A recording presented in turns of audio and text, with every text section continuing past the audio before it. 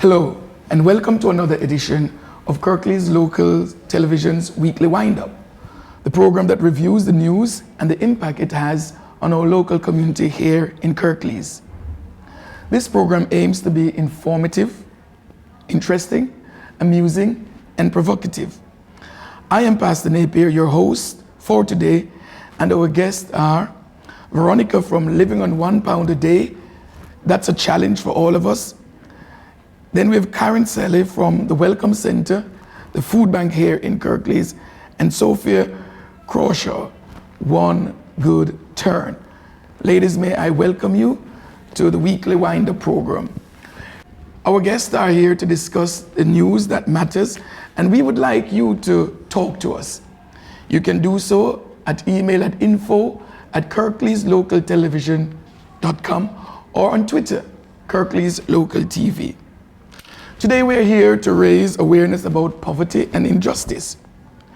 Gradually we are slowly becoming a nation chasing discount stores, living below the breadline and turning to food banks. Poverty seems to be a real concern in modern Britain, fact or fiction. Veronica, you're challenging people across the country to live on £1 a day. And maybe it's necessary in this time. Go ahead and give us a challenge. Tell us how we can do it. Well, you can definitely survive, as you can see, as I'm still sitting here, and I've done my challenge for a second time this year. And it's 1.2 billion people who survive on this amount of money every day, globally, which is 20 times UK population. It's an incredible amount of people who have to sustain themselves on just as little as it's £1 a day. And £1 a day is not an arbitrary number. It's actually an extreme poverty line which has been set up by the World Bank. So it's a number which has been sort of agreed on that people who live around that amount for having that to live on for a day really suffer, which is not to say that people who live on a bit more or a bit less do not. And it's around 35 charities in the UK who work on the project. It's not just me. It's been people in Huddersfield who have been taking part in the challenge. And it's basically asking people to only eat and drink for £1 a day. And the others, 1.2 billion people, do not just eat and drink on £1 a day. They have to take into consideration their traveling expenses, how they're going to pay for education for their children, whether they have to pay for the doctor. So the challenge I'm raising to people is actually very little compared to what people have to suffer. And it's not easy. You have to plan well. I had to go around all the shops to see what the prices are, and I had the possibility to do that. People who struggle often can't do that. And it's not just about raising awareness about poverty, and I believe this tool is a really great tool to do that, because everybody can think about how would I live on £1 a day. It's a very easy thing to do for people to sort of align into the, put themselves in the shoes of the people who have to struggle in this way. But it's also a fundraising campaign where people, when they do that, they would often donate the money they save on that shopping to a charity they choose, and you have 35 charities to choose from. So far, the project is in a third year, and so far it's been more than £6 million raised globally for different causes, and I believe that's great. And I also like the fact that the charities are cross-national and cross-religious and sort of cross everything. It doesn't have to be connected to where you come from or what you believe in, and that the injustice and poverty actually brings people together in this, because it's so easy to communicate. Lovely. Well, our viewers might be thinking today, living on £1 per day must be a challenge. With the health sector constantly bombarding us with the nutrients, and now it's not only 5 a day, it's now 10 a day, realistically. Karen, realistically, can we really live on £1 a day? And through your services in the food bank, what have you seen where this poverty is going? Most of the people that come, we see people who are in extreme poverty, people that are living with not enough food in our community in Huddersfield. So it's quite shocking to see. And what we offer is practical help. The food we give, it costs more than £1, unfortunately. I understand. Yeah. I think that's a fantastic idea. It's good that you can do that. Yeah, it's not easy. So anyone that comes to us, we will give them food that will last a week, and we try and balance that out. As you say, as soon as I heard that it stepped up from 5 a day to 10, I had a momentary panic. But we do try and balance it out with fresh fruit and veg, milk and bread and other items. And people can, I have to shop for the Welcome Centre, and we do obviously have to consider costing, and we do spend as little as we can, but giving nutritional food. The one thing that you mentioned earlier, Veronica, was it's a lot easier if you can go to every shop and get the cheapest at every shop, but most people can't easily. They often haven't got transport and they can't get to each shop, so they find it very difficult. And they have to consider going to the very basic shops, and maybe they can't consider the nutrition as much as they ought to do, and well, as much as they can. And malnutrition is something that that's been in discussion in Kirklees recently. You don't imagine in this day and age that someone in this community could be suffering from malnutrition in England. That's right. Well, you're all hearing it here on the Weekly Wind-Up. We've got several organizations, big organization, Christian Aid, Retract, Child Hope, Bernardo's, Food Cycle.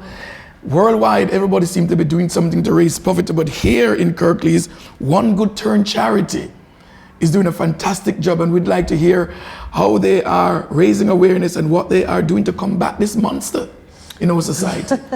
Well, what we do is quite simplistic, really. It's just the grand old, I suppose, in the theory, if you're going to throw it away, give it to somebody that needs it. Your trash is somebody's treasure. So basically what we do is we give everything from clothing to bric-a-brac to furniture to white goods, carpets for free to families that are struggling, not just families but individuals as well, and also people that we class as working poor, because you can be working and be living to your last penny, and if your washer breaks and you've got 4 children, you know, your dilemma's as bad as a person that's living on welfare. So we don't mean to test, we aim to treat everybody equally and help everybody that we can. So here in Kirklees, we've got organization, help and support to combat what we see as a very serious crisis in our community. How did we get to this stage? How did this happen? And we're going to discuss this further in details when we come back. We're going for a short break at this time. But don't forget, we want you to interact with us, talk to us. You can do so on the email at info@kirkleeslocaltv.com or Twitter at Kirklees Local TV. Back after this short break.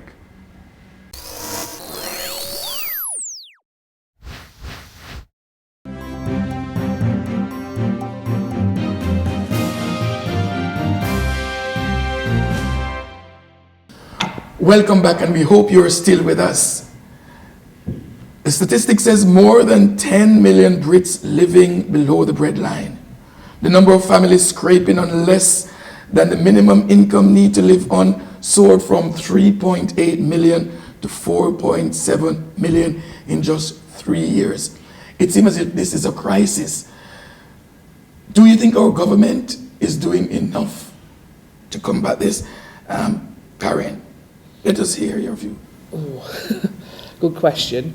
Well, there's been a huge increase in the demand for our service. So we're just trying to meet the demand locally, but obviously the same things are happening nationally. We've had a 100% increase in the last 12 months for our service, and the welfare reforms have impacted on that. The changes have impacted on our service. We're seeing more and more clients coming with issues around the government's changes. Yeah, lovely. With recommendations such as, and we're going back to living on £1 a day, but when you hear of recommendations on income needed to live adequately, £425 per week for couples with 2 children, £326 for single parents with 2 children, £287 for childless couple, £185 for single person. That's what is the recommended figure to live on. And we are now facing a challenge on living on £1 per day. Veronica, how can we equate that to what is actually being said as to the amount that we need to live at? Is it really realistic, or are we really living solely now in Britain in poverty? Obviously it varies. No society, you can find different spheres in each of the society all around the world. You would have people who have not been ever, anyhow affected by the crisis which is going on, and you would have had people on the very bottom of society who are affected every time any crisis appears. And what I would like to see is the official authorities to look at different opportunities where to get the money from, because we hear about people living off the system, and we hear a lot of rhetorics about blaming the poor in the situation they're in. But we don't hear that much about tax havens, and we don't hear that much about money being transferred into different countries and not being properly taxed. And we have big companies in this country which do not pay tax at all. So how do we balance this out? Why don't we have a look at the sources which we have ready available and draw them somewhere where people actually need them? That would be a thing for me to have a look at. And you can obviously live on £1 a day. You can eat and drink on £1 a day. But how are you going to look after a week, a month? I had a banana for 5 days. You're supposed to have 5 bananas a day. So. Well, One Good Turn charity here in our local community seem to be championing something that is at the base of meeting some of these needs. Now, Sophie, you tell us how you do this. Where do you get your funds? How do you get support to do such a marvelous job? Most of our free furniture is actually donated through word of mouth, through advertising. The word's getting round now that we will take items, we will collect, and we will pass on to needy families. Obviously we're non-profit making, we don't make any money from what we're given. But the issue that we try to address is, and what we say to people, yes, these people that we see might have a widescreen TV when they go to the house. They might have a leather sofa, but chances are they've probably gone to one of these high extortionate credit places and they're paying through the nose, thus affecting the amount of food that they can buy for the children. So what we try to say to them is, look, don't be embarrassed, take the items that we're offering you and the money that you're saving, use it on better food, use it for more fuel, have a nice day out with the children. Obviously, we've got storage containers, we've got about 5, we do store the items, we've got about 50 volunteers that help coordinate all of this. We've actually just expanded out to North Kirklees as well now, so we're helping the communities out there. The first year we had about 200 referrals, the second year we had about 400, we've currently got 300 since January waiting for items as word's getting out. Times are hard, people are struggling.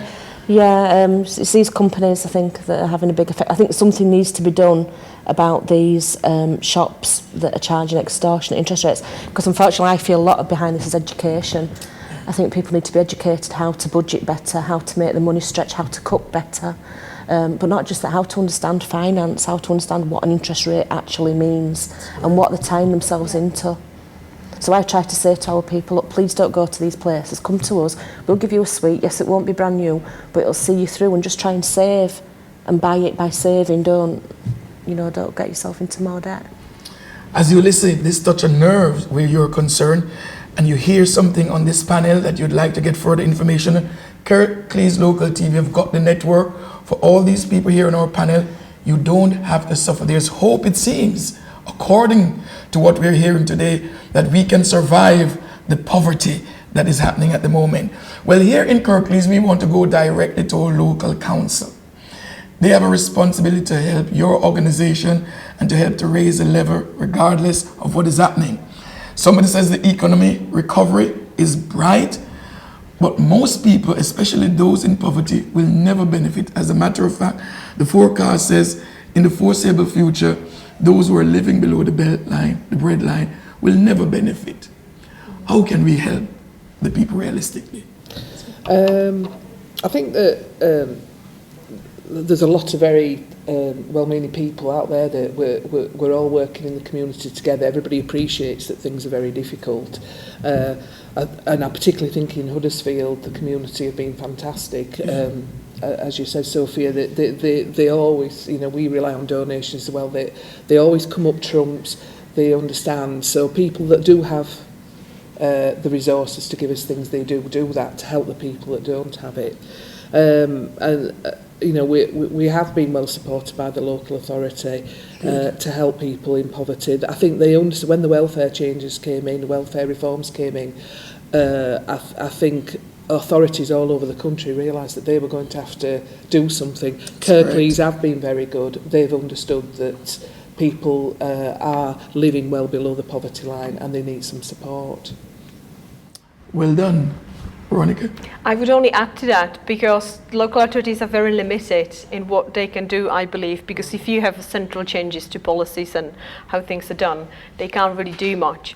But I have seen very positive steps taken within Kirklees Council, and one of the examples could be motions which they pass, which do not have a practical sort of outcome to them, but they are sort of statements where the council can say we can't do much about it just now, but we don't agree with something. And one of the motions they've recently passed was the motion against destitution, where there is a central policy towards asylum seekers who would fail in their claim or in their sort of request to stay in this country, when they flee war, persecution, when they fear for their life. And this policy is sort of leaving them completely abandoned when their application fails. And although they have all the rights to appeal, they're left completely resourceless. And Kirklees Council said we do not agree with this. And obviously the results of it and the outcomes of it are not very clear, but the statement itself, I believe, is very strong. So they have been really sort of supportive towards the people who are on the very edge of the society. Well, part of our remit here in Kirklees Local Television, in this weekly wind-up, we always have to look at the vulnerable, the most vulnerable people who are affected by this. And we think of, as you said, many of the asylum seekers, the pensioners, children, single mothers. Sophia, how many of these people you see coming through, and are they being helped realistically? The vulnerable group. We tend to catch a lot of the people that fall through the net. A lot of people are wary of like social services and similar organisations. They tend to approach us because we know that we're not kind of governed by them. Yeah. So what we would do is we would tap in and signpost them to these services and assure them that, you know, the help is there to help them, not to judge them.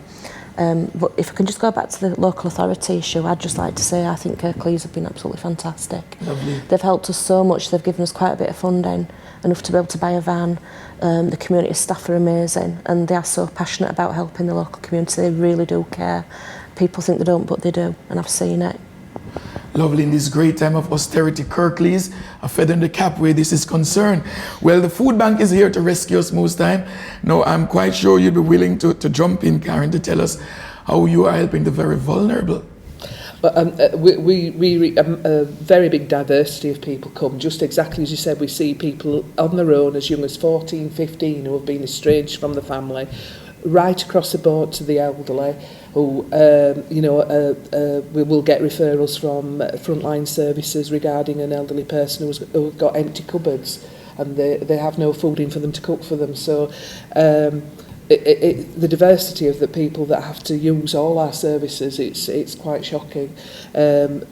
People who are actually on low incomes, who are still working, is what you said, Sophie. It was very interesting. Yes. Because sometimes they're on a lower income than someone who is actually on the benefit system, just through no fault of their own. Also, we were talking about the finance on the benefit system. We have to assess someone before they can have a pat from us. We have to assess that they are in extreme poverty and they are in extreme crisis, and we have to be very professional, but be very to avoid dependency, we have to be very careful about assessing what someone's situation is. And often I find that people are living on maybe £15 a week to get food and items, and in our society that's very difficult to live on. And if any crisis happens, that's taken away totally, so they have nothing left, and that's where we step in. Love it. Well, the discussion is getting very, very heated inside here. It touches something that everybody needs to know about. Please get in touch with us. You can do so at info@kirkleeslocaltv.com, or you can go on Twitter at kirkleeslocaltv. Most people try to blame the government, others will blame the local authority. We're here to say, how did we get to this stage in the economy? And are we still great in Britain? Sophie? Well, I think we are still great in Britain. I think you need to look at all the organisations that are out there that are wanting to help. For example, the Halifax Awards, there were 2,000 nominations for that award. So that's just a drop in the ocean of the people that have actually been recognised for the good work that they do. You know, local communities, church groups, all the Kirklees group. There's so many people helping, and there's so much help out there. You've just got to find it. You've got to look for it. Don't hide and think, oh, nobody will help me, because they will. They'll look for it. Veronica? Yeah, I'm surprised and always very pleased with the generosity of people. I've recently had a case when somebody would put somebody in their own home because they found them on the street crying, and the woman would tell a story to another woman and she would just take her in because she didn't have anywhere to go. She didn't ask for anything, she supported her, she referred her then because she had the knowledge to the right place to go so that she can get more sustainable support. But without that initial step, she could have been sleeping on a street for weeks, anything could have happened to her. So I'm very impressed with people, and I feel very humble when I meet people like this who make, organizations running who are life-saving, actually. The last word to you then, Karen. I totally agree. I think I've been with the Welcome Centre 6 years, and I've been astounded at the support that we've received. And also, I think what's really important is that we let people know about all the good that's out there, all the services and the information that's available to them, so that they can improve their situation. I would emphasise as well not to be embarrassed, to approach us and ask for help. We're not there to judge, we're there to help. There is a need, or we wouldn't be here. There you go. If you're in need, there is help. Please talk, find somebody, make an inquiry. Unfortunately, that's all we've got time for today. But please do join us for the next edition on Weekly Wind-Up at Kirklees Local TV. May I just say thanks to our guests who are here, who performed very well today, and we look forward to having you again. Thank you. Here we say bye from Kirklees Local TV. It's Pastor Napier on this week's Weekly Wind-Up.